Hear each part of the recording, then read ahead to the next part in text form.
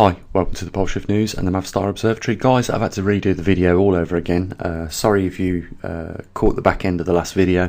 Audio, for some reason, had switched over to the computer microphone and it sounded like I was talking out of a baked bean tin. So, I thought, okay, 17 minutes, long video, a couple of hours to do it, might as well do it again. So here we are again.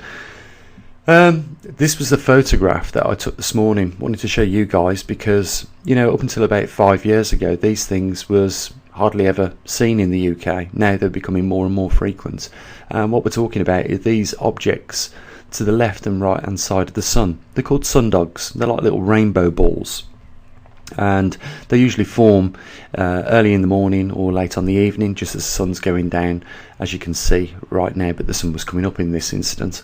And usually cirrus clouds are responsible for them. What it is little ice crystals in the sky or in the cloud, and this is an indication of things changing. But most people these days are too busy looking down at the smartphones and not looking up as to the changes that are taking place. These were not common, like I say, 5 years ago in the UK, and they're more common in Arctic regions. Let me see if I can find a photograph just to give you an idea of this anomaly over an Arctic region. So this is a good example of a Sundogs effect. You can see over the left hand side and over the right hand side you've got these like rainbow prismatic effects, and vertically directly above the sun you get them as well. And like I say, people are going oblivious to what is taking place simply because they don't look up no more. Things are changing, guys. Our world's changing, and you've got to have your finger on the button with these things to notice them. Otherwise, one day you're going to wake up and the changes will have already affected your life in some form of way, if not already. I mean, they are, aren't they? At the end of the day, they're affecting the food prices, affecting the global production of food. The jet streams are changing. We're getting floods in continents that don't usually have floods. I mean, we've seen, the deserts with lakes at the bottom of each dune. This is, all taking place. And, because we can get food right at this moment, sometimes, we go without, some of the things that are slowly becoming harder and harder to get hold of. Like here in the UK, some of the salad packs and foods that make up the salads just couldn't get them at certain points of the time of the year, and that was because of weather changes affecting crop production over Europe. These things are happening, and you might not notice the one or two things disappearing off the shelves occasionally, but in time it's going to be more than one or two things. The arable land that's croppable at the moment, where we gather all our foods from, is reducing simply because seasons are changing, and as a result it is going to be knocking on our front door at some point. A bit later on in the video I'm going to show some new data that we've had come in from Kentucky. I've increased the resolution on that, but before we get into that, as always guys, I want to thank those people that are supporting us on this channel. It is really you guys that are making things work here, and a bit later on in the video I want to talk about what it is that we've actually achieved on this channel, on this observatory as well, and where we're going in the not too distant future. So let's get into it. So here we are again with a bit more data from Kentucky.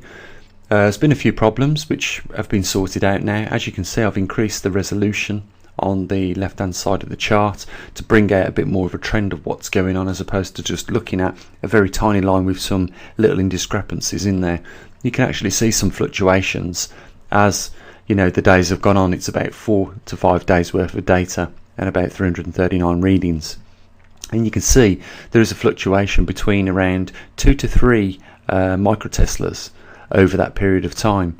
And the more we get this data, we're going to be looking more closely at the resolution and comparing it with all the others as well, on an upload on YouTube, so that you guys can see what's going on in these hot zones where we have the magnetometers. Guys, 6 months, and 6 months ago I promised I was going to build these magnetometers, get them programmed up, develop them and get them out to the locations where we have. And I'm going to put up the other map now so we can see exactly where we are to date, because tomorrow the sixth and final magnetometer for now goes out to India, and it should be there within 1 or 2 weeks time, and then we'll be pulling test data back from there. Meanwhile, we'll be receiving data from all the other locations around the world during the course of the month. And of course, guys, let's not forget that on the 17th, in a couple of days time, we're going to pull the SD cards out, the Trimag and the magnetosphere sensor. And I am really curious to see what has been taking place over the last month with regards to the Trimag and the location and heading of the magnetic North Pole. Because last month, if you remember, we had an uptick in behaviour, and for the first time in 2 years of monitoring the magnetic North Pole, we really started to get some activity. So I'm inquisitive as to what we've got when we pull the SD card in a couple of days with regards to that. And obviously, as always, I'll relay that data back to you. So let's have a look at the map of where we got these magnetometers now, and let's just have a little talk about that. So guys, this is where we are to date. We got the Trimag system, as you know, here in the United Kingdom. We process all the data from all over the all the other magnetometers that are placed around the world now. We also have a magnetosphere sensor that records the magnetosphere strength. And as you guys know, we've got M1 and M2. M1 is out in South California, M2 is in Kentucky, United States. Moving over to M3, that's going out tomorrow to India. M4 is in Hong Kong. M5 is in Perth, Australia, and M6 is on the Gold Coast in Australia. And as you can see, we've got them right on the fringes of that progressing high intensity region of magnetic field strengths over the northern hemisphere and over the southern hemisphere. We will at a later date continue with putting one out in the M8 region and M7 to monitor the South Atlantic anomaly, which is the lowest magnetic field strength as you can see on the planet right now. I think it's important to monitor that, because that at the moment is actually expanding, and when we see that covering more area, we know that we're getting closer to that pole reversal. But one of the good things is by having M3 and M4 and M5 and M6, we can keep an eye on these two high intense regions of magnetism that are merging together, and we can get an idea of how fast that is taking place.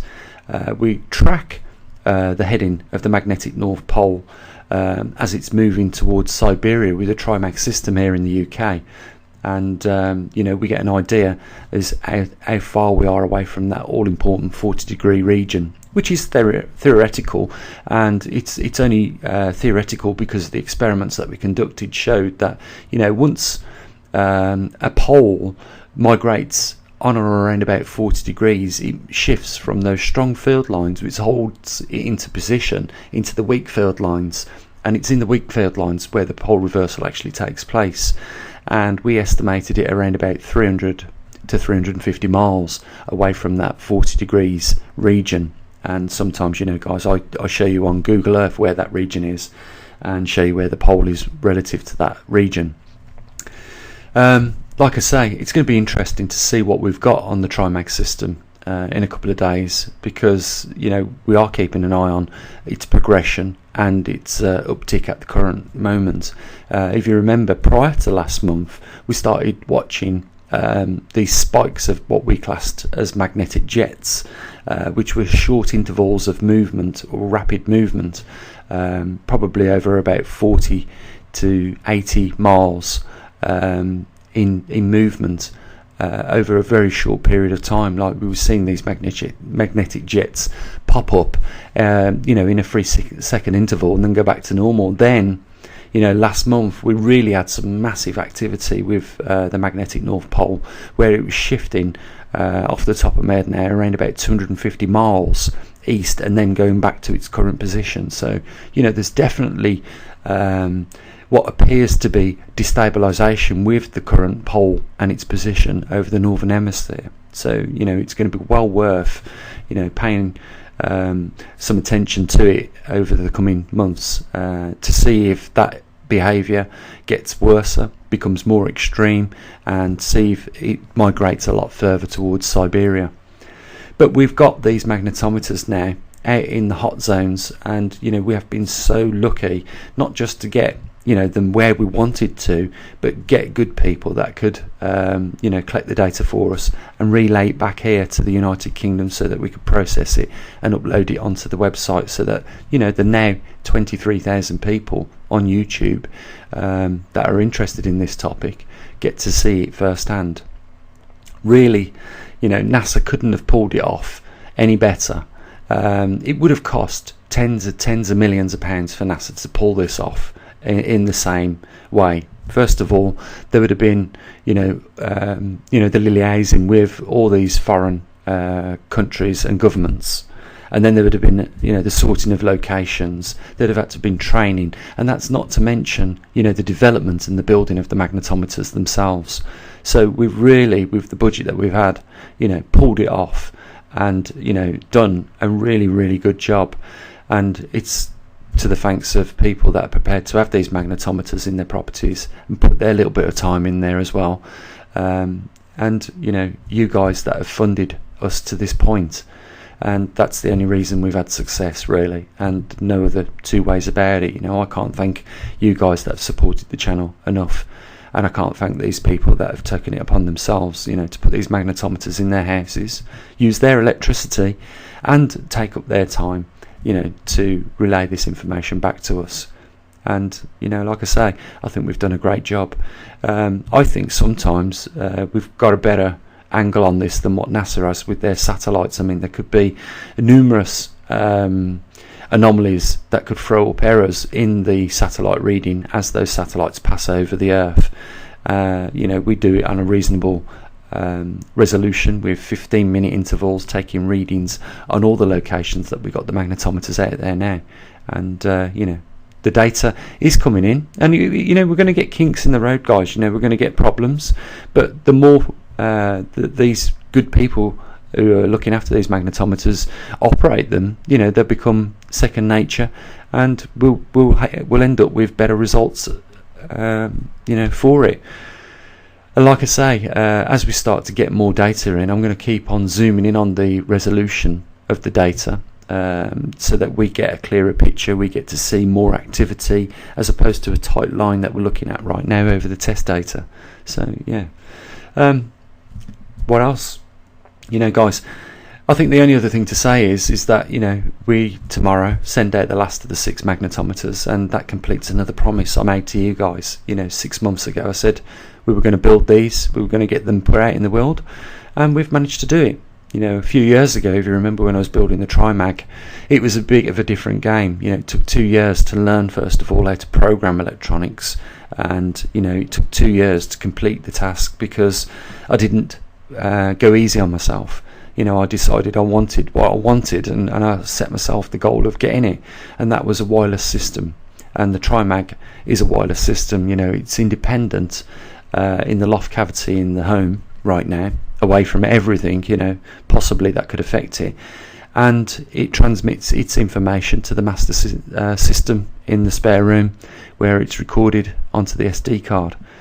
And touch wood, guys, it's worked perfect for 2 years, and now it's starting to come into its own, with delivering data on the ever-changing magnetic North Pole. So it's great. What's on the cards to come? Well, we've completed tomorrow this little task. We probably won't be looking at bringing the Mark II now for a few months' time, because there's 2 other projects I've promised that I'd get done. The first being the finishing of the cloud generator. Now, I think it's important that you guys get a visual as to what is increasingly inbound in our atmosphere, and that's cosmic particles. And the cloud chamber gives us that visual aid. We actually get to see cosmic particles fly through the alcohol vapor in a sub-zero temperatured environment, and if we're lucky, we'll get to see a collision of this subatomic particles, and that's got to be a great thing if we can capture that. And it's not uncommon for people to capture these things, collisions in these cloud generators. We might have to set the camera up constantly recording for perhaps a week to get that collision recorded, but it'll be worth it, guys. Like I say, we get to see if the activity picks up in the cloud chamber as we continue on with an ever increasing grand solar minimum and a weakening magnetosphere.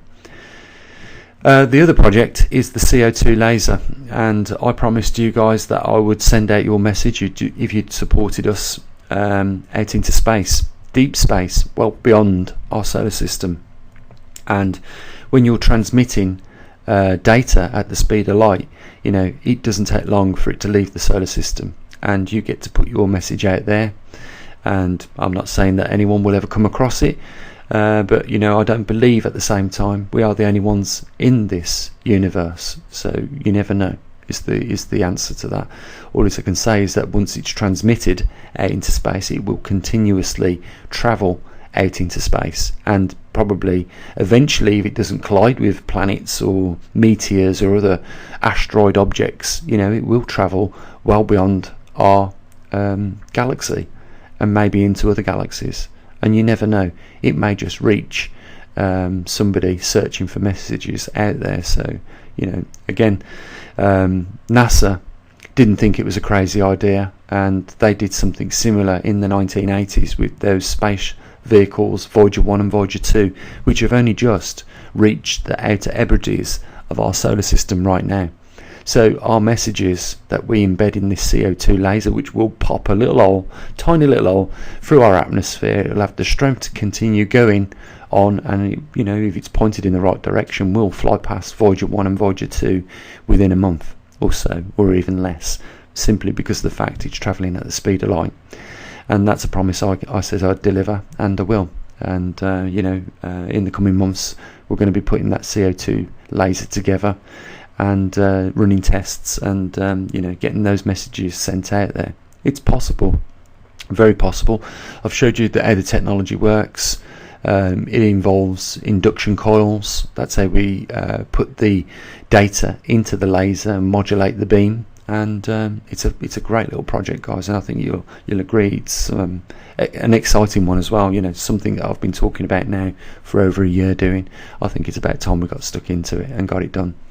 But we've got to concentrate on the promise I made before that, and that was the cloud generator. So that's it in a nutshell, guys. I thought I'd redo the video because, like I said, the audio on the last one was absolutely diabolical, and I don't think it's fair on you guys, to listen to such a thing. So I'm going to leave it here. I'm going to mention that there is a link down there, as I always do, guys. The only reason we get to complete these things that we do on this channel and deliver what we do on this channel is simply because we are supported by a small amount of people. And if I can encourage you, to jump on board with us, guys, and help support us, we can do a lot more than what we're doing right now. And also, more importantly, we can continue doing what we're doing right now. So guys, you have a great weekend. I'm going to be back on the 17th with the data from the SD card from the TriMag, and I can't wait to see what results we've got there. And there you go, guys. Be nice if a few more people would jump on board and support, and they can do that by either the Patreon, and if Patreon's not for them, there is the PayPal link. And I'll say nothing more than what I usually do, guys. Have a great weekend. Bye for now.